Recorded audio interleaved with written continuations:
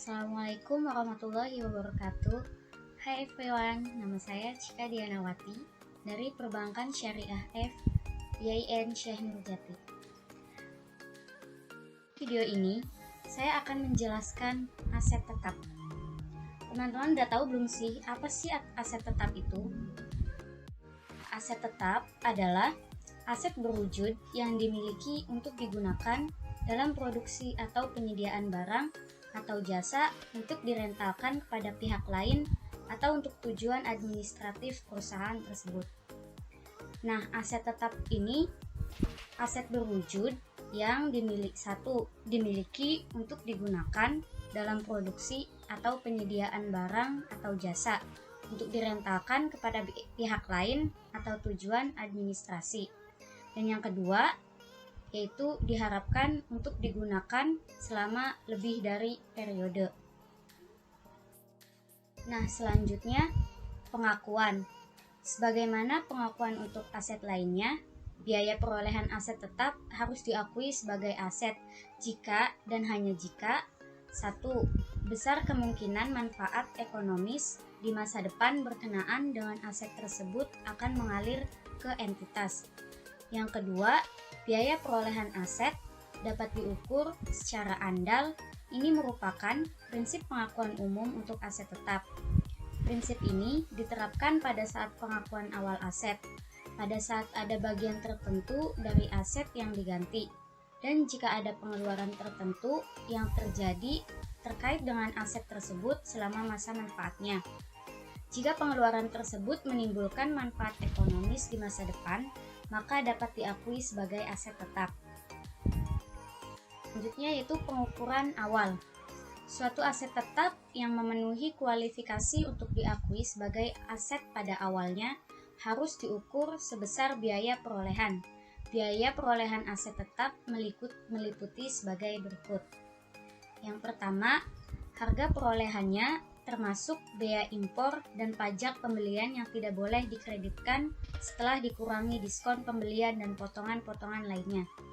Yang kedua, biaya-biaya yang dapat didistribusikan secara langsung untuk membawa aset ke lokasi dan kondisi yang diinginkan agar aset siap digunakan sesuai dengan keinginan dan maksud manajemen. Dan yang ketiga, yaitu estimasi awal biaya pembongkaran dan pemindahan aset tetap dan restorasi lokasi aset. Selanjutnya yaitu pengukuran setelahnya. Pengukuran aset tetap selain dilakukan pada awal perolehan, juga dilakukan pada periode setelah aset tetap. Di dalam PSAK 16 Revisi 2007 terdapat perubahan yang signifikan mengenai perlakuan akuntansi aset tetap, terutama tentang pengukuran nilai aset tetap setelah perolehan. PSAK 16 Revisi 2007 mengakui adanya dua metode dalam perlakuan akuntansi aset tetap. Yang pertama yaitu metode biaya historis PSAK tahun 1995 dan PSAK Revisi 2007. Dan yang kedua yaitu metode revolusian PSAK Revisi 2007, yaitu penghentian aset tetap. Aset tetap yang dipakai oleh perusahaan pada waktu tertentu harus dihapuskan dari pembukuan perusahaan. Penghapusan aset tetap ini dilakukan setelah adanya pertimbangan-pertimbangan yang cukup dari manajemen perusahaan. Penghapusan aset dapat dilakukan dengan 3 cara sebagai berikut, yaitu yang pertama menjual, yang kedua menukar, dan yang ketiga membuangnya. Yang selanjutnya yaitu penyajian akun tetap. Menurut PSAK nomor 1 dalam laporan keuangan, penyajian aset tetap akan terlihat dalam neraca. Neraca merupakan suatu daftar yang menggambarkan komposisi harta, kewajiban, dan modal pada suatu periode tertentu. Ernawati menyatakan bahwa di neraca, aset tetap dicatat sebagai nilai bukunya, yaitu harga perolehan aset tetap tersebut dikurangi dengan akumulasi depresiasi aset tetap. Yang selanjutnya yaitu unsur penyajian aset tetap. Yang pertama yaitu neraca. Dalam neraca terdapat beberapa, yaitu 1. Tanah, 2. Bangunan, 3. Kendaraan, 4. Peralatan, dan yang kelima inventaris kantor. Selanjutnya yaitu laporan laba rugi. Di dalam laporan laba rugi dilampirkan biaya pemeliharaan dan reparasi sehari-hari, beban penyusutan yang merupakan pengakuan atas penggunaan manfaat potensial dari suatu aset, keuntungan atau kerugian yang timbul dari penghentian atau pelepasan aset tetap. Dan yang ketiga yaitu laporan arus kas.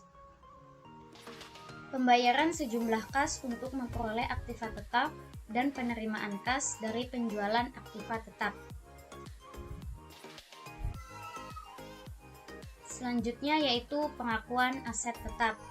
Menurut PSAK nomor 16, hal-hal yang perlu diungkapkan dalam laporan keuangan perusahaan adalah 1. Dasar pengukuran yang digunakan dalam penentuan jumlah tercatat bruto.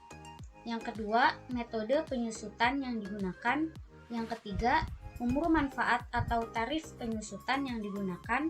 Yang keempat, jumlah tercatat bruto dan akumulasi penyusutan atau agregat dengan akumulasi rugi penurunan nilai pada awal dan akhir periode. Dan yang kelima, yaitu rekonsiliasi jumlah tercatat pada awal dan akhir periode. Oke, everyone, thank you. Mungkin cukup sampai di sini pembahasan aset tetap. Kurang lebihnya mohon maaf. Wassalamualaikum warahmatullahi wabarakatuh.